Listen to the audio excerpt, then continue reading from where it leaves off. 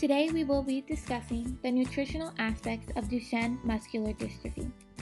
DMD affects 1 in 3,500 boys that are usually diagnosed by the age they are 4. By the time they are 12, they are usually in a wheelchair, and their heart usually fails before they reach 30 years old. Duchenne only affects males because it is an X-linked recessive disease that is due to the mutation in the dystrophin gene.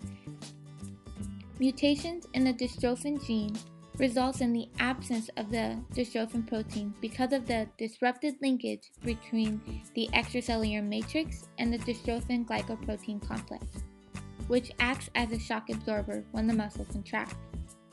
And because of the inability to make dystrophin, DMD patients will get weaker and weaker over time because their muscles are degenerating due to the lack of the shock absorber. Multidisciplinary care is essential for patients because doctors work together for optimal treatment. It allows patients to live longer and also maintain a better quality of life. There are 2 corticosteroid treatments that doctors can prescribe. These are either prednisone or deflazacort. These steroids are usually prescribed if the patient is older than 4. They help improve muscle strength and muscle function. They have an anti-inflammatory effect that is hypothesized to decrease the degeneration of muscles. But the side effects include bone loss, weight gain, stunted growth, and even immune suppression.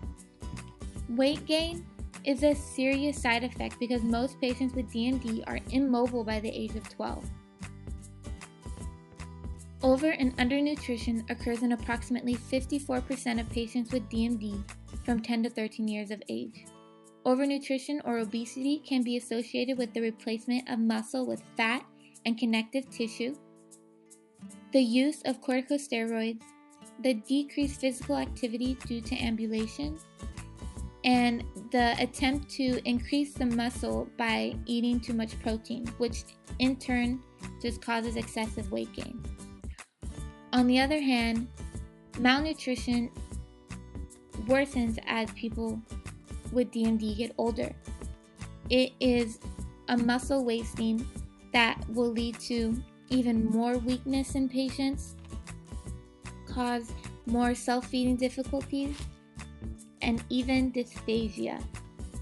Dysphagia is used to describe the difficulty in swallowing. In later stages of DMD, individuals' oral muscles progressively become worse. In a study done with Dr. Engel, they found that doing an ultrasound of the throat is the most uninvasive way to determine if a patient has dysphagia.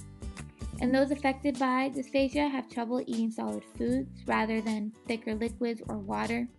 And it's suggested that these patients should decrease the amount of solid foods in their diet, but increase the amount of water they drink after meals to clear the pharyngeal area. Dr. Jillian Davis did a study on the nutritional strategies of DMD and found protein requirements.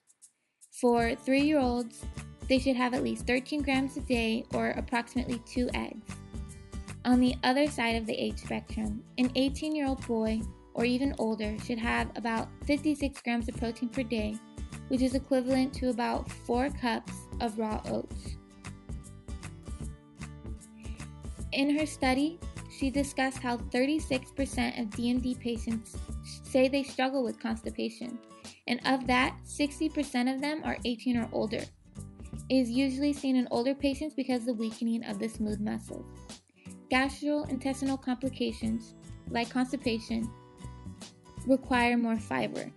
Younger patients need about 25 grams a day, while older patients need about 38 grams a day of fiber. High fiber foods include chia seeds, which can be easily turned into chia pudding, or even simple bananas. On the other hand, it can be difficult to meet protein or even fiber requirements, especially in older DMD patients due to dysphagia. Her same study showed some foods people with dysphagia can eat that require no chewing. This includes baby foods, applesauce, and yogurt without chunks of fruit in it.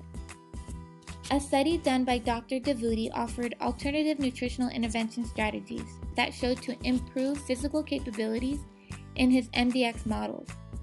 Early administration of green tea extract was sought to protect the muscle against necrosis. It decreased membrane weakness and decreased inflammation, which in turn increased muscle function and animal endurance in their MDX models. The other nutritional study was branched-chain amino acid leucine.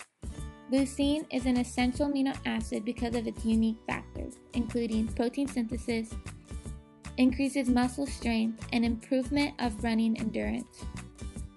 In their 4-week models, those mice that were treated with leucine had an increase in running endurance. Today, we have discussed a few nutritional aspects that can improve the quality of life for those with Duchenne muscular dystrophy. It is important to research these treatments for DMD while other scientists are still finding a cure. And I thank you for watching, and I hope you enjoyed.